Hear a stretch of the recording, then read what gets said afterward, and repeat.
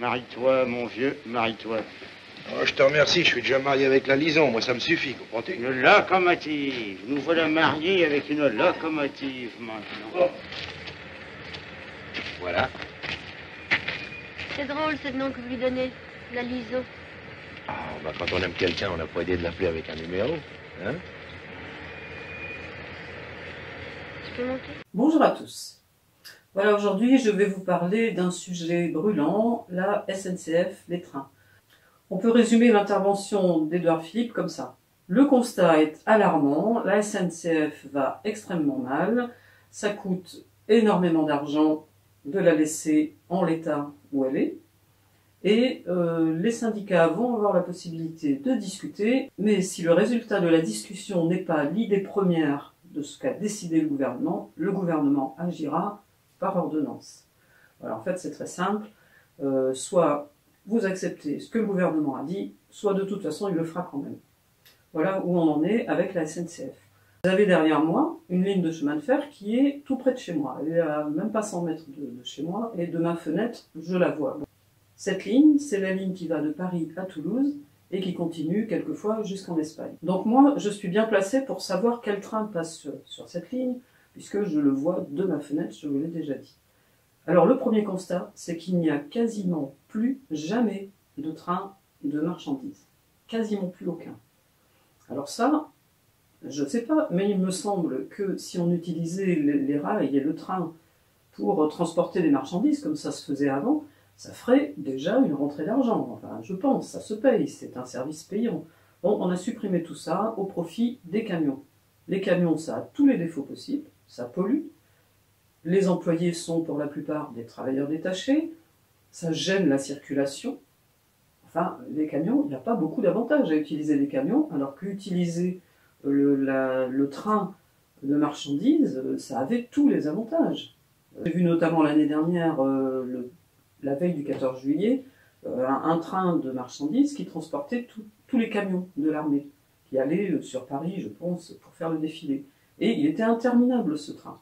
Je n'ai pas compté les wagons, mais c'était interminable. Ça a duré, le passage a duré un temps interminable. Ce qui veut dire qu'une locomotive traîne énormément de choses. Ces voitures ou ces camions auraient transité par la route, il y aurait eu une dépense énorme de carburant, une pollution et une gêne pour les usagers de la route. Et c'est ce qui se passe avec les camions. Si vous prenez l'autoroute, vous le savez. Vous voyez que les camions, vous passez pas 3 minutes sans doubler un camion. Et quand il y a eu de la neige, là, il y a 2 semaines, moi je me suis trouvé à Limoges, et pour rentrer chez moi, j'ai un petit tronçon, non pas d'autoroute, mais d'une route à 4 voies qui s'appelle l'Occitane, et qui est limitée à 110 km/h. Ce jour-là, la neige était tombée très rapidement et très fort. On a eu très vite 10 cm de neige un peu partout. Mais sur l'autoroute, la voie de gauche était totalement dégagée, on pouvait rouler très bien. La voie de droite était boueuse, mais on pouvait circuler très, très facilement, ça n'empêchait pas de rouler. Et par contre, il y avait des camions. Et la police faisait garer les camions sur la bande d'arrêt d'urgence pour qu'ils n'aillent pas sur les routes secondaires, parce que les routes secondaires, elles étaient impraticables. Et un camion qui arrive sur une route secondaire et qui dérape, ça bloque tout pendant des temps et des temps, le temps qu'on arrive à débloquer le camion.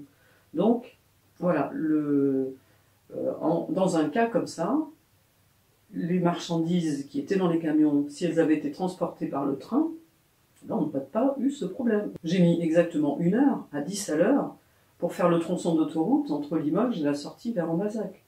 10 km, 1 heure. Alors que normalement, on aurait pu rouler. Tout ça parce que le pouvoir a décidé depuis pas mal d'années de délaisser le transport ferroviaire de marchandises pour favoriser le transport routier. C'est une des raisons pour lesquelles il faudrait recréer ce transport ferroviaire de marchandises. C'est quelque chose qui rapporte de l'argent.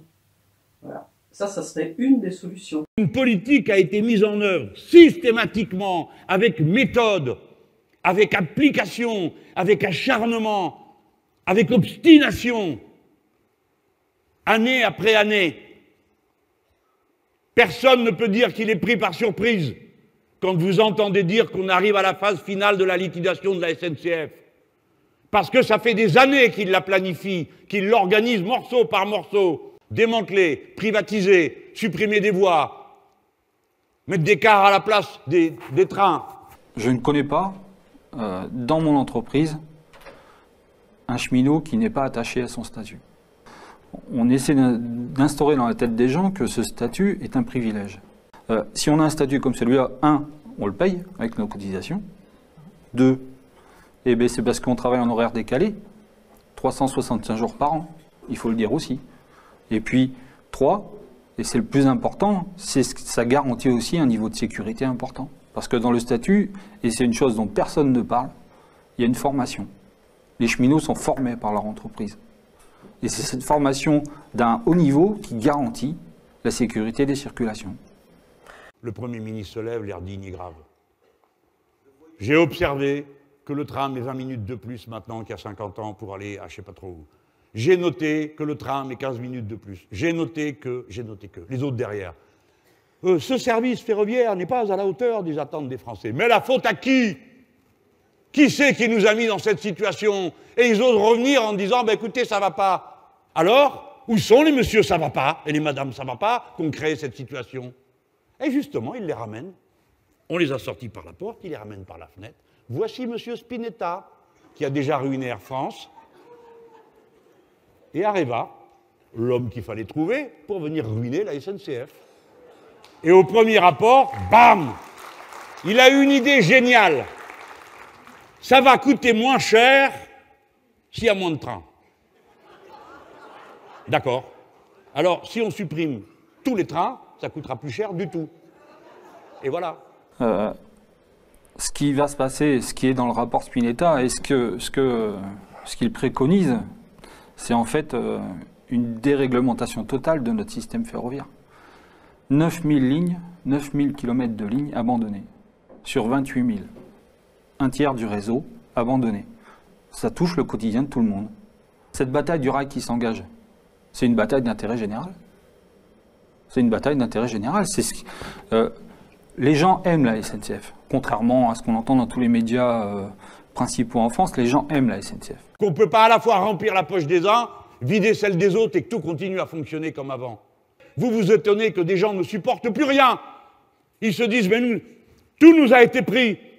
Et le train, ça marchait jusque-là, maintenant ça marche plus.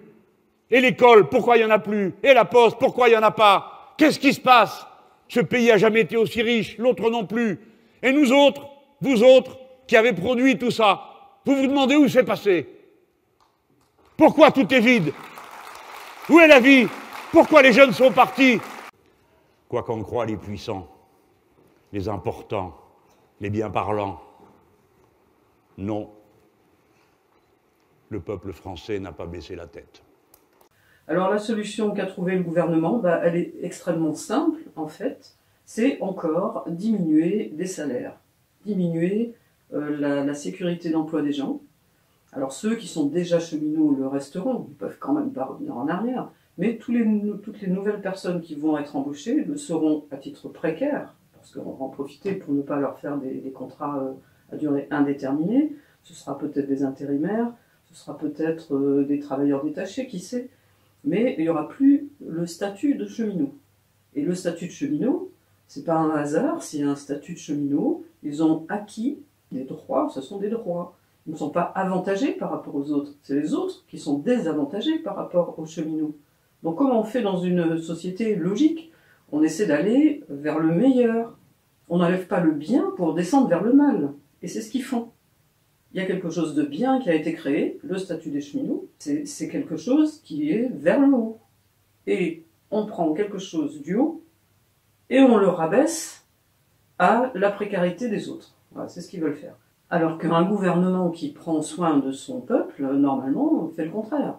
Il essaie de remonter tout le monde à un niveau meilleur. Mais là, non, on nous descend tous à un niveau inférieur. Voilà, donc si rien n'est fait, eh ben, c'est ce qui se passera. Il n'y aura plus de cheminots, ça n'existera plus. Et la SNCF finira par couler d'elle-même parce qu'on favorise le transport en car. Alors moi je vais vous dire, un jour j'ai voulu aller à Toulouse, par le train c'était trop tard, il n'y avait plus de place. Je voulais aller à Toulouse, de Limoges à Toulouse, il fallait 10 heures. En car, les cars Macron là qui sont pas chers, mais il fallait 10 heures. Alors bien sûr, je ne suis pas allée, c'était pas possible. Donc voilà, tout est fait à l'envers. Ils nous présentent les choses à l'envers, au lieu de nous dire, effectivement, il y a un problème à la SNCF, on va chercher les raisons, et on va guérir les raisons, comme pour une maladie. Une maladie, on essaie de trouver les raisons de la maladie, et on guérit en amont. On ne guérit pas juste les symptômes. Eux, c'est ce qu'ils veulent faire, ils guérissent les symptômes, et si on fait ça pour une maladie, la personne finit par mourir. Et bien pour la SNCF, c'est la même chose en fait. Voilà. Donc, il y a plein de façons de faire redémarrer la SNCF. L'État a les possibilités de faire des publicités. À la télé, vous voyez des publicités qui sont gérées par l'État. Par exemple, pour fumer moins, c'est géré par l'État. Et s'il voulait bien, il pourrait très bien faire redémarrer la SNCF en montrant l'intérêt pour les gens de prendre les transports en commun. Ils ne le font pas, ça, parce qu'ils préfèrent faire vendre des voitures que favoriser les transports en commun. Bon, il faut se rappeler quand même que pendant la période d'occupation allemande en France, les cheminots ont eu un rôle extrêmement important, qui est très bien décrit dans le film La bataille du rail. Et l'image finale, pour moi, elle représente la France qui va sur Paris et qui va résister contre ce gouvernement actuel qui en a rien à faire, absolument rien à faire des gens, qui fait dégringoler tout le monde, qui fait dégringoler toutes les institutions. Donc le 22 mars, il y aura une manifestation nationale. Bon, une amie et moi, on a pensé qu'on aimerait mieux aller sur Paris, parce que moi, ce que je reproche un petit peu aux actions de cette année, c'est qu'il n'y en a eu aucune, mis à part le rassemblement de la France Insoumise le 23 septembre, il n'y a eu aucune action qui a été sur Paris, pour montrer une masse de gens sur Paris.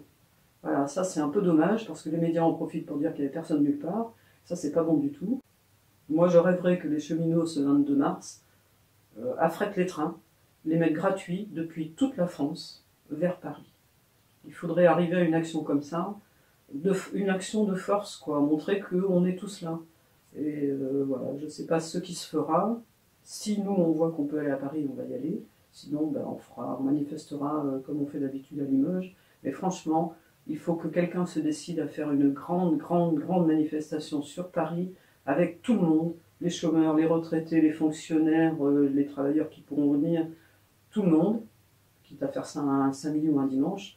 Enfin, il faut faire quelque chose. Il faudrait peut-être quand même se décider à vraiment bouger. Donc le printemps arrive, le printemps 50 ans après mai 68. Bon, on va espérer que les choses vont bouger. Parce que là, on est en train de se laisser massacrer. On est comme des animaux dans un abattoir, on crie, mais on ne fait rien pour sortir. Eux, ils ne peuvent pas, nous, on peut. Il y a 1000 moyens de les embêter, camarades. 1000 moyens. Je compte sur vous pour ça. Il dit, camarades, il y a trop de sabotage. Il dit comme ça, nous travaillons tous pour la même cause. Il dit comme ça, nous vous tendons la main, mais si vous nous tendez le poing, on vous cassera la gueule.